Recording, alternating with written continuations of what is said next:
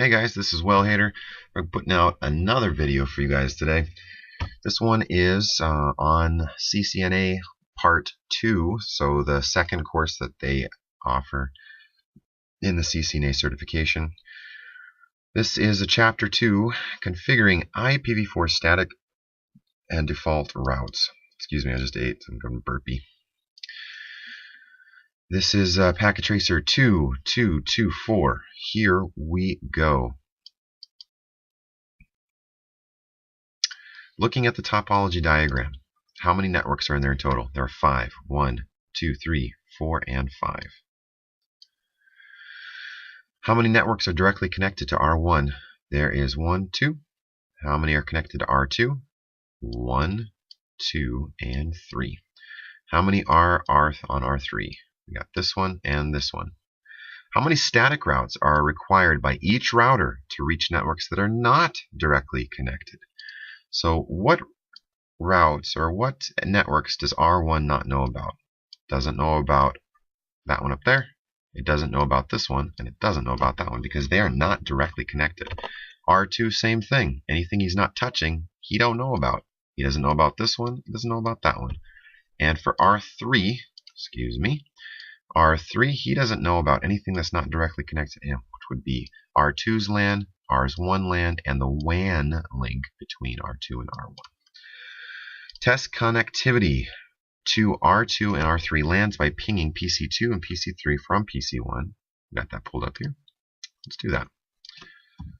Ping 172.31.0. That's the network portion. What is the host portion? 254. Enter. It says host is unreachable. Fancy that. Yeah, it is unreachable. Can't find it. No surprise there. All right, let's ping the next one. Back it out. 190. What does that say? Destination host unreachable. No surprise. It doesn't know where to send those packets. It's on a network it doesn't know about, so it drops the packet actually. So what we're going to have to do is give it some static routes, right? Tell that router where to route that stuff. Why was it unsuccessful? Well, I just explained that. What is a recursive static route? That's one that has the network and subnet mask, and then the network, or the interface address for the next top router. Why does a recursive static route require 2 routing table lookups? Now, I think that's something better shown than just explained. Configure a recursive static route to every network, not directly connected to R1. Include the WAN link between R2 and R3. Bam. Let's do that. Let's pull up R1 CNT.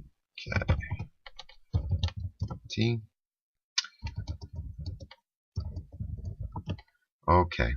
So this guy, he knows that the directly connected network is the 0 network, and he knows about the 192 network over right here. So he needs to know about this network, and this network. Let's do that for him.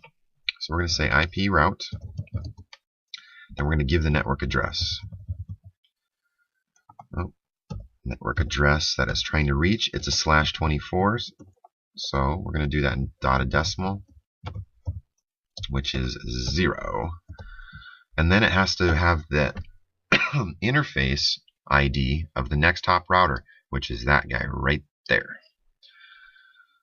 So let's see, that's either, with this slash notation, it's either a 3 or a 4.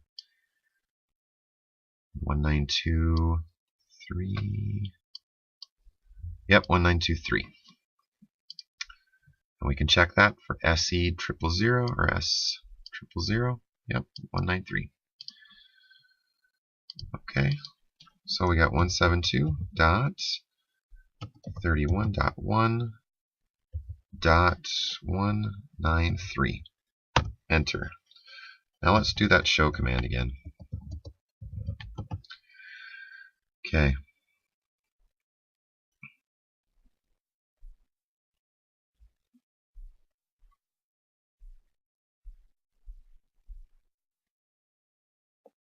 Oh, I misconfigured this. I misconfigured that.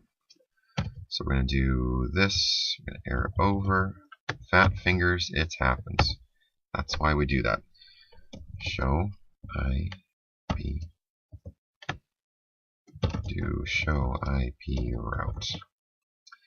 Now we got it. See that? There it is. Okay.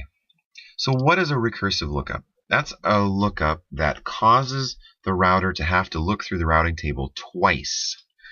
So it says if you want to get to this network up here, you have to go to this router.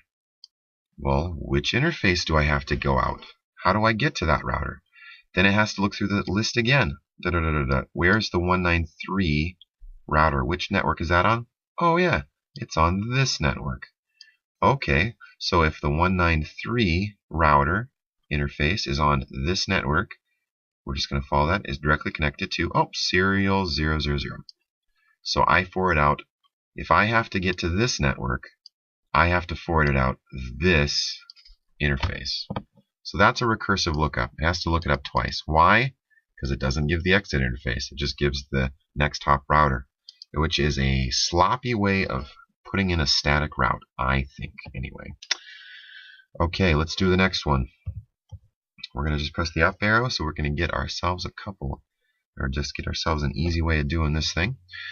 So what's the next router, or what's the next network we have to get to?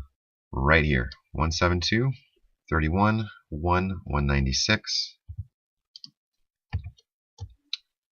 So we're just going to change a couple of these things. 1.196, that is the place we got to get to. What's the dotted decimal? It's a /30, so that is a 252. And the next hop router doesn't change. If you're sitting on R1 and you got to get to the next place, the next interface you're going to is right there. So we're going to leave that be. Enter. Awesome. Got some more points. Yay. Let's do the next one. What's the next network we have to get to? That's the one over here. That's the 128 network. So let's just move our cursor over. That's a 128 network. That's a /26, so that's a 192 on our dotted decimal. Again, it's the same next hop router. If we got to get here, where's our next stop if we're sitting on R1? Right there. That's the next place we're going. So enter. Now we got another bunch of points, so we know we did it right. Let's see what our routing table looks like now. Do show IP route. You'll notice that we've got 1, 2, 3 networks in there right now, statically assigned. Okay, let's get out of here. We did what we were told to do, and we can do no more. How does a directly attached network? Oh, wait a second. Did we do everything? Test the connectivity to R2 LAN and ping the IP addresses of PC2 and PC3. Okay, so we just got done configuring this router. Let's see if we can get at it at these networks now from PC2 or PC1, excuse me. So that is the address of PC3. Let's do PC2. There it is. Okay. Pinging it. Yeah. We're excited. Oh no! Say it isn't so. Is it not working? Did we do something wrong? No, we actually did exactly what we were supposed to do. Now what is going on? Why were you unsuccessful? The reason we're being unsuccessful, and we'll do R3 to prove the point, is that R1 knows how to get to this LAN and knows how to get to this LAN, but the replies coming back, R3 doesn't know. R3 doesn't know where this network is, and R2 doesn't know where this network is. So We get times out. They just drop the packets. So we're going to have to configure those guys.